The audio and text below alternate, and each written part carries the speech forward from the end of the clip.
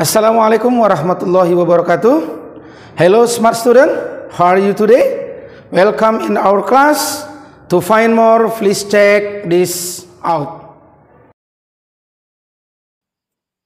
Adapun pembahasannya, yang pertama adalah Pancasila sebagai dasar negara, yang kedua Pancasila sebagai pandangan hidup, yang ketiga adalah arti penting Pancasila sebagai dasar negara dan pandangan hidup itu seperti apa. Nah, yang pertama pembahasannya adalah Pancasila sebagai dasar negara. Nah, saya yakin di semua negara pasti memiliki dasar negara, ya. Tapi setiap negara pasti berbeda-beda dasar negaranya. Nah, coba bayangkan sebelum membangun sebuah perumahan atau sebuah rumah yang sangat bagus atau bangunan-bangunan yang sangat megah, itu pasti semua bangunan pasti memerlukan namanya pondasi terlebih dahulu. Nah, begitupun dengan sebuah negara. Sebuah negara tidak akan berdiri begitu saja tanpa ada namanya dasar negara. Nah, semua negara di dunia haruslah memiliki dasar negara atau pondasi negara. Nah, pondasi tersebut bisa berupa ciri, cita-cita, acuan, dan tujuan yang akan dicapai suatu negara yang tentunya berbeda dengan negara-negara lain. Sebagaimana saya bilang tadi, bahwasanya setiap negara itu dasar negaranya berbeda-beda, termasuk negara kita dengan negara yang lain. Nah, apa fungsi Pancasila sebagai dasar negara? Ayo, apa fungsinya? Fungsinya bahwa Pancasila sebagai dasar negara itu fungsinya seperti apa? Nah, fungsi Pancasila sebagai dasar negara yang pertama adalah mengandung makna atau maksud bahwa Pancasila digunakan sebagai dasar negara untuk apa? Yaitu untuk mengatur penyelenggaraan ketatanegaraan negara yang meliputi bidang kehidupan, yaitu kehidupan ideologi terlebih dahulu, terus juga politik, ekonomi, sosial, budaya, dan pertahanan dan keamanan. Jadi bahwasanya fungsi Pancasila sebagai dasar negara yang pertama adalah digunakan sebagai dasar untuk mengatur penyelenggaraan ketatanegaraan negara.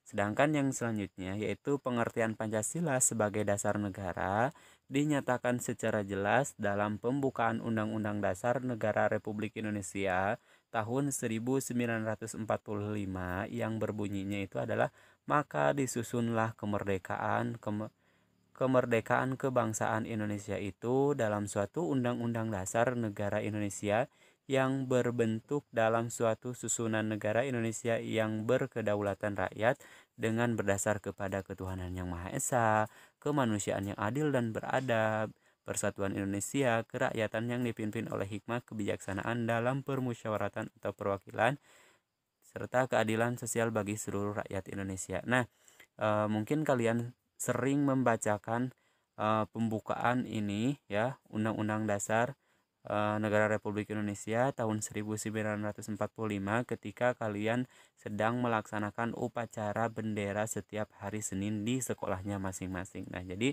bahwasanya pengertian Pancasila sebagai dasar negara itu dinyatakan secara tegas dalam pembukaan undang-undang tersebut, ya.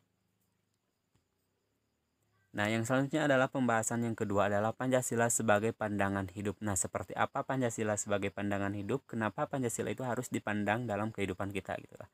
Nah, Pancasila sebagai pandangan hidup atau sering disebut juga oleh way of life, yaitu sebagai pegangan hidup atau pedoman hidup, pandangan dunia atau petunjuk hidup. Nah, sedangkan Pancasila sebagai pandangan hidup bangsa yaitu dipergunakan sebagai petunjuk dalam kehidupan sehari-hari masyarakat Indonesia. Sikap maupun perilaku masyarakat Indonesia haruslah selalu dijiwai oleh nilai-nilai luhur Pancasila. Artinya gini, sikap dan perilaku masyarakat Indonesia harus mencerminkan setiap apa yang ada nilai-nilai dalam Pancasila. Misalkan dari sila yang pertama adalah ketuhanan yang Maha Esa. Jadi dari kehidupan keagamaannya di Indonesia itu harus rukun, itu ya, harus toleransi, itu ya, harus saling menghargai, itu ya, antara saling berbeda agama. Terus jiwa yang kedua misalkan yaitu tentang keadilan sosial. Sila yang kelima, mohon maaf ya, tadi sila yang kelima adalah keadilan sosial bagi seluruh rakyat Indonesia. Nah, setiap manusia harus memiliki jiwa yang adil, ya seperti itu. Nah, apa itu yang dimaksud dengan adil? Adil itu adalah bisa dikatakan sebagai seimbang, tidak berat sebelah. Ya, jangan memihak kepada salah satu orang, misalkan seperti itu. Dan banyak lagi nilai-nilai yang ada dalam setiap sila-sila Pancasila. Jadi pada intinya perilaku dan sikap masyarakat Indonesia harus selalu disesuaikan dengan jiwa-jiwa yang ada dalam nilai-nilai Pancasila tersebut. Yang ketiga adalah arti penting Pancasila sebagai dasar negara dan pandangan hidup. Nah, bagi bangsa Indonesia, Pancasila dijadikan sebagai dasar negara dan pandangan hidup bangsa untuk mengatur penyelenggaraan negara. Pancasila sebagai dasar negara, sebagaimana sudah kita bahas sebelumnya, yaitu yang berarti Pancasila dijadikan dasar dalam penyelenggaraan negara. Sedangkan Pancasila sebagai pandangan hidup berarti Pancasila dijadikan pedoman dalam bertingkah laku dalam kehidupan bermasyarakat, berbangsa, dan bernegara. Nah, pembukaan Undang-Undang Dasar Negara Republik Indonesia tahun 1945 alinea keempat menegaskan bahwa bangsa Indonesia memiliki dasar dan pedoman dalam berbangsa dan bernegara, yaitu Pancasila. Nah, Pancasila sebagai dasar negara mendasari pasal-pasal dalam Undang-Undang Dasar Negara Republik Indonesia tahun 1945 dan menjadi cita-cita hukum yang dituangkan dalam peraturan perundang-undangan. Nah, semua sila dari Pancasila tidak dapat dilaksanakan secara terpisah-pisah karena Pancasila merupakan satu kesatuan yang utuh dan saling berkaitan. Dalam pelaksanaannya, sila ke-1 Pancasila melandasi sila kedua, ketiga, keempat, dan kelima. Sila kedua dilandasi sila pertama melandasi sila ketiga, keempat, dan kelima. Sila ketiga dilandasi sila pertama dan kedua serta melandasi sila keempat dan kelima dan seterusnya. Nah, sila ketuhanan yang Maha Esa merupakan sila pertama dan utama yang menerangi keempat sila lainnya. Paham ketuhanan itu diwujudkan dalam paham kemanusiaan yang adil dan beradab.